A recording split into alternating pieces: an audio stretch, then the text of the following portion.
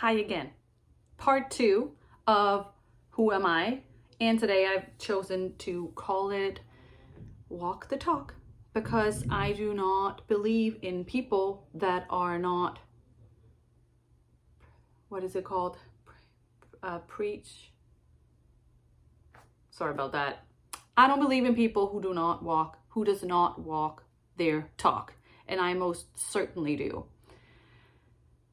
I came to the United States in 2016 after somewhat of a crisis. There was so much restlessness going on. I needed something bigger. I need to kind of create some kind of upheaval or chaos in my life for me to be able to figure out how I wanted to put my life back together. So I decided to come here. Without really a plan. I've sold my apartment, so I had money for that from my apartment, but like, how do you get a work visa, and how does all that, how do you figure all that kind of stuff out? But I was like, oh, I'm just gonna do it and see where I land. I do have family here though, I want to say, so that's why I ended up in this particular area that I am here now, in the Bay Area. One week in, I kid you not, I met my now husband.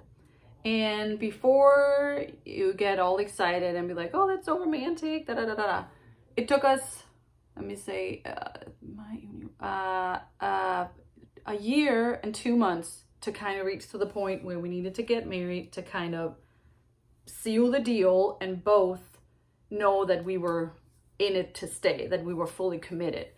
And we had, it was a very long and very bumpy road.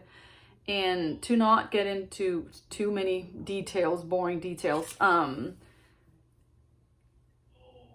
I found out, funny enough, or not funny at all, it wasn't a surprise when I really thought about it, all the stuff that I had kind of thought that I had left behind me in Denmark had, funny enough, followed me to here. So him and we fell in love, and we did, we were having a great time, blah, blah, blah. And all of a sudden, the buttons that were to be pushed in me about all kinds of things, he started to push, and eventually he needed to break away. He needed to leave it all behind him. And I decided that I needed to get to work because it was something that I recognized. Many girlfriends and many men before him had pushed those buttons, and I just knew that I needed to like get rid of those buttons for once and for all, or at least be aware of, make sure that they would not get pushed again, because I knew that if I were to sit back, blame him, and just move on, I would find another person who would do the exact same thing to me, or push my buttons to make me realize, you need to get to work, girl. You need to do your end of the bargain for you to grow and get into this wonderful relationship that you want. So I got to work, and luckily we ended up back together, which of course I'm very, very fortunate about. I don't want to say, I kind of take credit for us getting back together, but of course he did whatever he had to do, to figure out that he wanted to be with me too.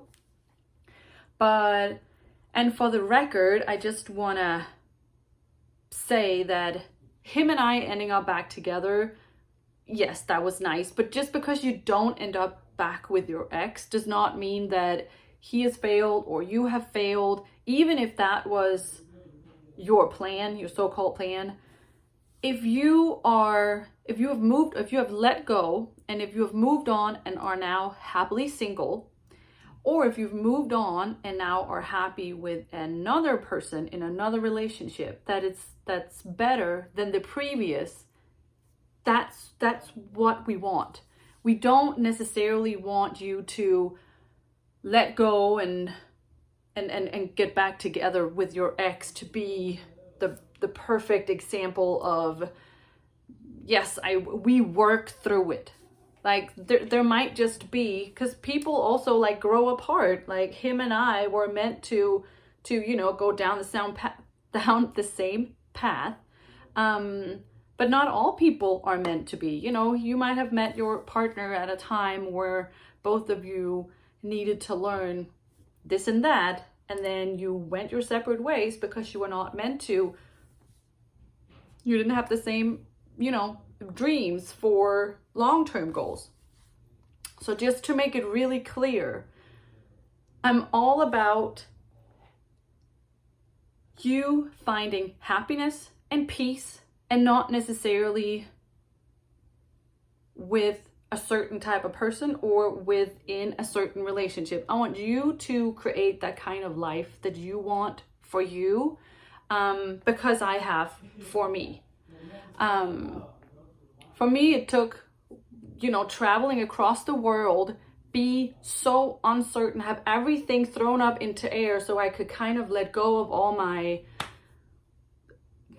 life needs to do this and this and this and this and this. I had so many bullet points that I wasn't even aware of all my bullet points. But once you're in another country without any safety net, without any social circle, without anything, you're kind of stripped bare to the bare necessities about like, oh, I need to be able to afford a car and food, and I want a bed to sleep in. So there's a lot of other things that just becomes very, very minor. So I guess that was it for my part 2 of who I am. I will all day, any day, only tell you things that I myself have done, are living, or have experimented with, or have seen other people do, and that works. So that's why I've chosen to call this Walk the Talk. If you do not follow me on Instagram, you could go to Instagram. If you are right now on my website, you probably know that you can book a session with me if you want my eye on your particular problem, because I keep on saying I get to work, on my particular problem. And we have so many different ways of perceiving and looking at whatever it is that we have problems with. And it's very hard to generalize things like that. So, and I totally understand if it's hard for you to figure out why you and your partner might be, because I see it all the time. And it's not like it was easy for me to see in the beginning too. I had to do a lot of soul searching to figure out, okay, this is what I need to work on. So feel free to book a session with me if you feel called to it. Feel free to DM me on Instagram.